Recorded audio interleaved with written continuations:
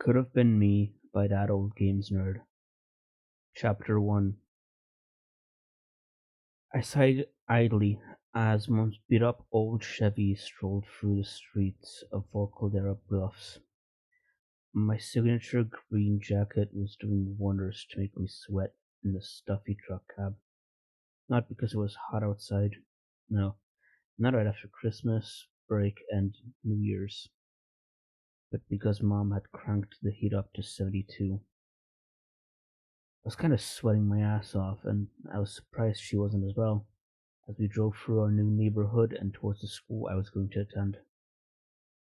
Everything okay, Anon? Mom questioned, looking over at me with a cheery smile. I wasn't It wasn't often that she got to drive me places like school. The life of a freelance writer was not an easy nor a rich one, but it paid our bills. Still, it was nice to hang out and watch TV or read together, or, God forbid, break out the Monopoly set for friendship ending days when she wasn't buried in her computer typing. I returned her smile, cautiously, yet not too thrilled. Cautiously, yeah, not too thrilled about going to an all dino school. I'm gonna be the weird one out again. I shrugged. Kinda stinks that St. Hamlet wasn't open for new transfers anymore. I wouldn't worry too much, dear. My mom chuckled quietly as she pulled into the parking lot.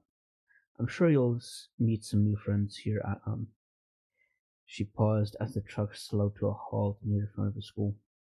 Volcano High is a very nice school. I don't think it will be nearly as bad as Rock Bottom was.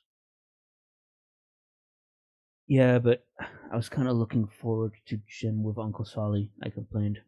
Not honestly, more so just to complain and keep talking to Mom. Uncle Solly was pretty cool though, even if he was pretty loud. He gave good advice too. Don't ever give up, Anon. Giving up is for quitters, and if you're gonna follow those dreams of yours, you gotta keep chasing them after them, or something like that. Like dodgeballs. Lots and lots of dodgeballs.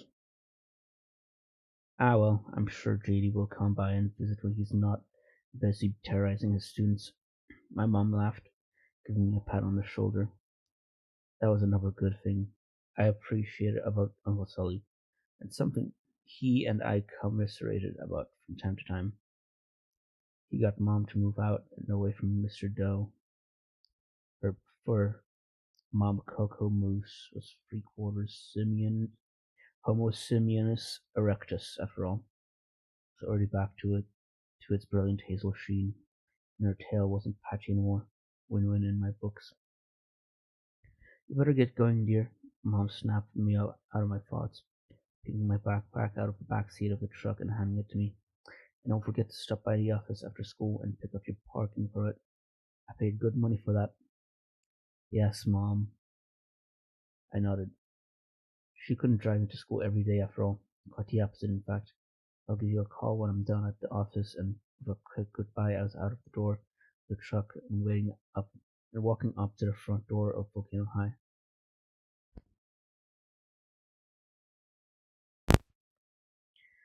Volcano High itself was, well, it looked pretty nice actually. Definitely a far cry from rock bottom. The concrete building's cruddy paint job hasn't been peeling so much as shredding itself to pieces. In comparison, Volcano High had an actually pleasant look to look at paint job in neutral colors. With the fog rolled in today, like it was though, it made the building look like a shitty Doom mod. I snickered to myself and shouldered my backpack as I began to slow walk to the long staircase that led uphill and to the school. That didn't seem like the safest idea, to be honest, especially if traffic bollards at the bottom. Weird. In any case, I stopped about halfway up the stairs as my gaze followed the myriad of pastel-colored dinosaur teenagers up towards the door. A particular group of three had caught my eye. The sheer fact that the two of them were carrying around musical instruments of some kind, in addition to their backpacks. The short purple Triceratops chick was definitely lugging a bass guitar, coming off of its four strings. I knew that much at least. She wore a yellow hoodie and sweatpants, accompanied by running shoes, so I figured she was probably on the track team or something. Made sense. The second dino and the only guy of their trio was a pink velociraptor with wild short hair, sleeveless shirt accompanied by a pair of jeans that looked like they've been for the wash more than a few times over. The third, though, a pterodactyl girl. She honestly caught my eye the most. Pale blue scales and feathers, short silver hair that hung off to one side in a pixie cut.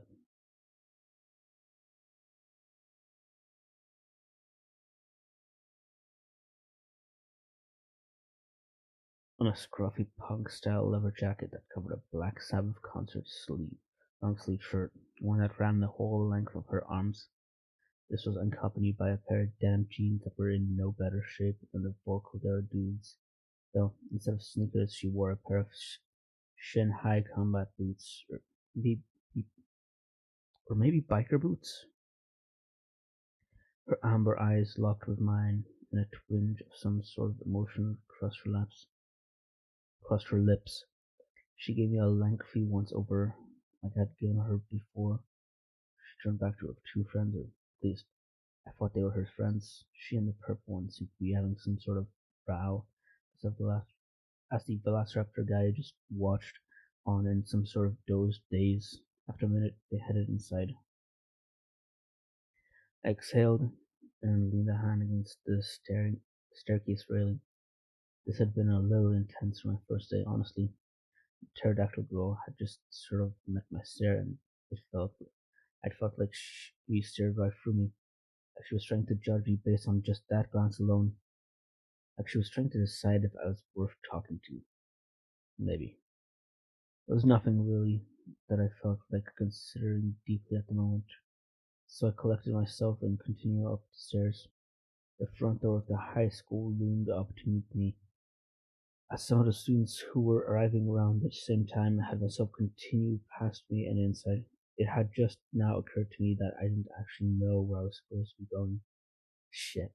I'd gotten so caught up in all the excitement and hadn't actually been given a schedule or any indication of where I was supposed to go to get said schedule. With being halfway through the school year, it wasn't like I could just walk into a random classroom and say, "Hey, I'm lost." I could, but I also wasn't a fucking idiot. Or maybe I was, since I didn't actually know what my first class was. The jury was still out on that one. I rubbed my forehead with the back of my hand as I gazed about the front halls of Volcano High. The trio of dinos I'd spotted earlier were heading towards the auditorium, which made sense. I guess they were dropping their instruments off or something. Maybe they were in the school band. I never, I'd never heard of a school band with two bass guitars, though. Maybe they were a jazz band or something. Whatever. I had bigger issues at the moment as the trio entered the auditorium, letting the doors swing closed behind them. With a frown, I looked around, only to stop as a pair of dinos waved at me. One of the two was a female, pink Parasaurus, very traditional school uniform that looked like it'd fit well in a slice of life anime. And the other was a male pterodactyl in the tackiest jacket known to sentient life. Oh, and a nice pair of slacks, I guess. Jacket was honestly more distracting. God fucking Lord and Savior Raptor, Jesus, did it look ugly.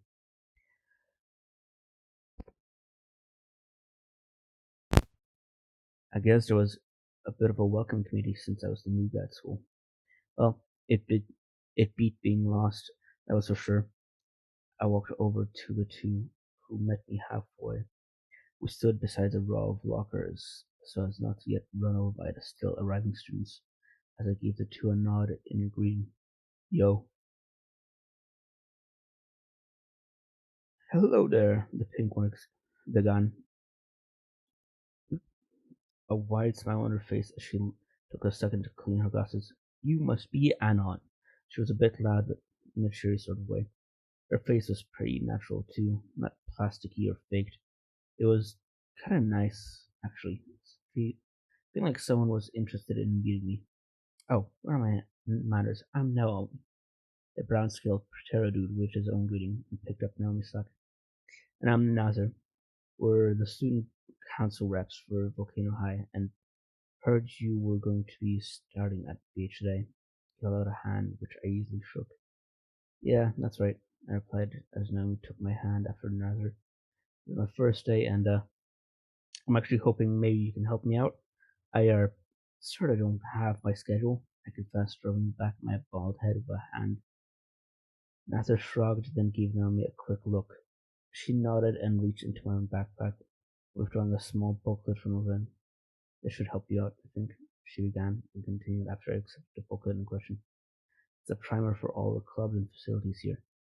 I made sure to print a copy of your schedule just in case. I know I've forgotten I know I've forgotten to bring my own before, she giggled. Oh no, she was a giggler. I guess that wasn't a bad idea today either. Nasser just shook his head in amusement, gesturing for me to open the booklet. I did so, and retrieved the folded up schedule within. Let's see, homeroom with Mr. Suki? Oh yeah, that's my homeroom, Naomi nodded, bouncing a bit excitedly.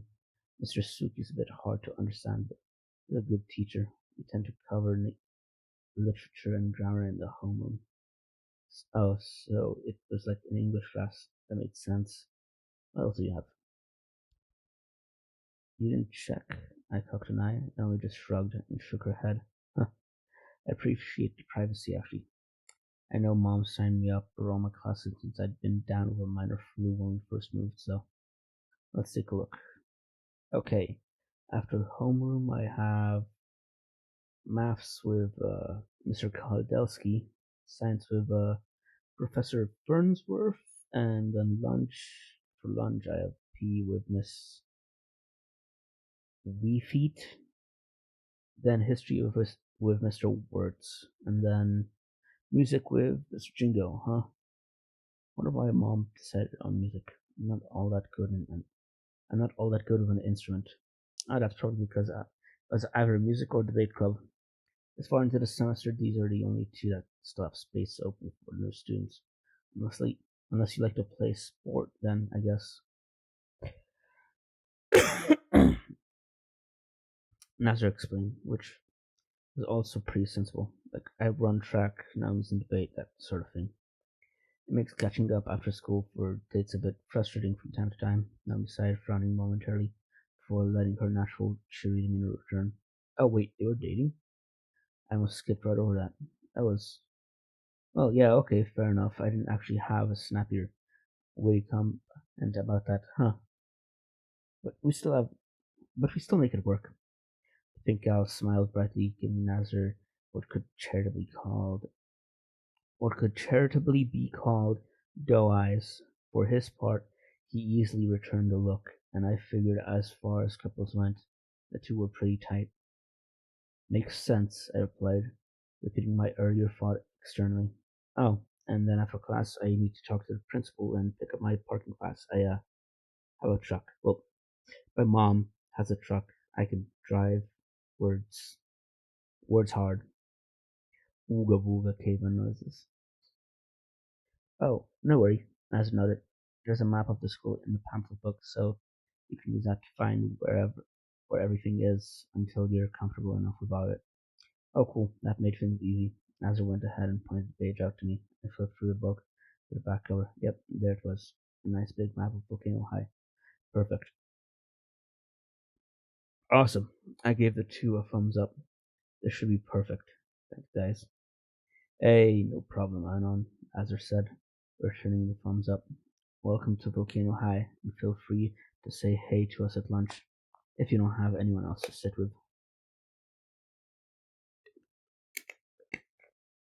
That was a bit of a backhanded compliment, but I just glossed over it. I'm pretty sure the guy meant well, and I wasn't gonna get mad at him for offering me a place to hang out and talk with someone during lunch. Yeah, sounds good. I'm gonna go ahead and walk to the homeroom then. I don't want to be late on day one. Naomi nodded, and we all began to part ways. I'll see you there, Anon. A couple papers to file for Principal Spears before I had to head to class. With a small wave as we separated and headed in different directions, I was off by my lonesome again, crossing the school, headed up to the second floor where Mr. Suki's class was, and unsurprisingly, and unsurprised to see not all that many students present in the room. I was, after all, only 15 minutes early. Mom had drilled that pretty insistently into my head. So had Uncle Sully. If you're on time, you're late. If you're 5 minutes early, you're on time. Apparently, it was something Uncle Saul picked up during his army days. And Mom thought it was pretty quotable. I just thought it was decent advice myself.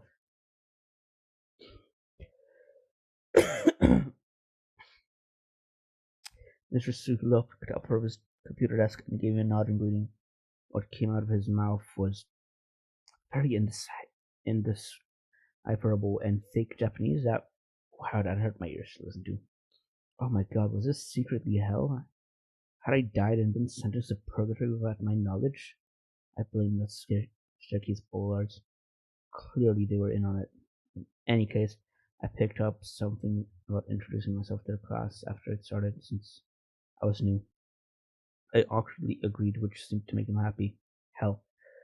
Hell if I knew. I was only picking out every third or fourth word he was saying, actually.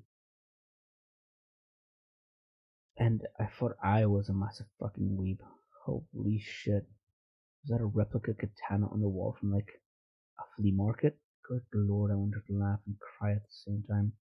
I refrained, however, because that seemed like a great way to go straight to the principal's office. Instead, I took one of the empty seats halfway out the front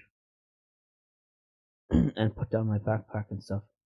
I had no time to kill and content myself with browsing my phone for new threads to shitpost on. Some things never changed, and some dipshit kids never did know how to not get triggered. Leaving Mr. Suki's class, I said goodbye to Nomi, who had been the only student that cared enough to ask me questions about my sudden arrival at Volcano High. Meh,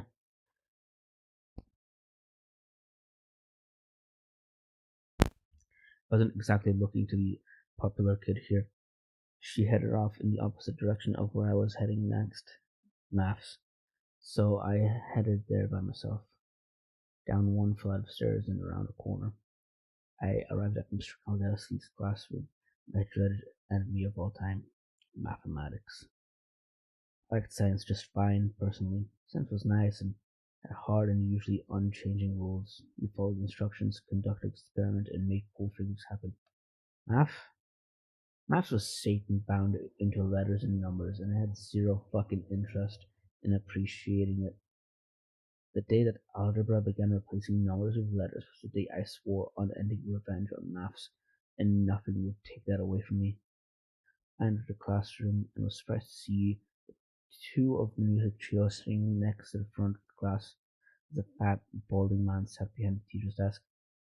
Honestly, he looked more like a pawn shop owner than a teacher, but what did I know? I gave the two dinos, the purple Tricera and the hoodie, and the pink Velociraptor in the sleeveless shirt, another glance as I found a seat of my own towards the back of the class. My brain glossed over the most of the lecture after I introduced myself again. I probably would be doing so all day, and I suffered for the devil's honeyed words until the end of the period. Could not leave the ninth circle fast enough. Thankfully, science was next, my favorite class, and I was going to enjoy the fuck out of it. Being on the same floor and just a ways down the hall, I made it to Professor Ferns' class with plenty of time to spare. Surprisingly, I wasn't the first student here. That pterodactyl from the staircase was there too. Huh, small world, I guess. Oh, and the professor, he looked absolutely ancient and squinted at me from behind a thick pair of glasses before recognizing me as his new student. Oh, good morning, Mr. Moose, I presume? Yes. Yep, that was me. I nodded, and the professor tapped a finger against his cheek.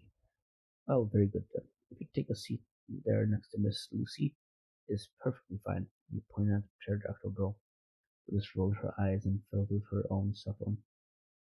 Uh, sure, Professor. I gave him a thumbs up, earning myself a wizened old smile, and took a seat next to the pterodactyl girl. She ignored me, still typing away at her phone. Oh, okay then. I held in a sigh and waited for the class to start properly. Professor Fernsworth did make me introduce myself, which was short and to the point, before he stood up and addressed the class to begin the lesson. Good news, everyone, he began, prompting a snort from the chair girl, Lucy, apparently, sitting next to me.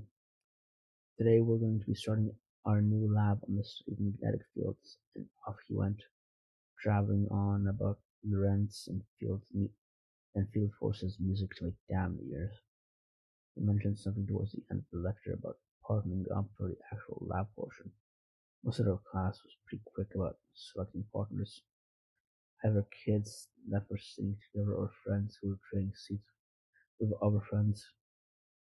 I looked to my right. Lucy was still buried in her phone. Was she deliberately ignoring me? I frowned momentarily before looking around the room again. There really wasn't anyone else who I could pr- reasonably partner up with. Oh, nothing for it. Hey, Lucy? Fine, she mumbled, still buried in the phone. I blinked at the non sequitur. Huh? Real smooth, you fucking genius. Fine, she mumbled again, putting her phone down with a sigh. She tapped her clawed fingers idly against our shared lab table. As Professor Burnsworth passed out the lab guide to each parent, us included, it's what I go by. She continued after Professor moved on. Fang, this is okay too, I guess, but Fang's what I go by. That was okay. This girl was a little weird. Got it. Well, everyone was a little weird. Nothing to be a jerk about, honestly. Cool. Fang it is then. I'm Anon. I agreed as if I hadn't just fucking done that to the whole class like 20 minutes ago. Yeah, I know. Duh, genius moves Anon. Of course she knew, because she had ears, or at least ear holes. Let's just do the lab, okay? Is that cool with you?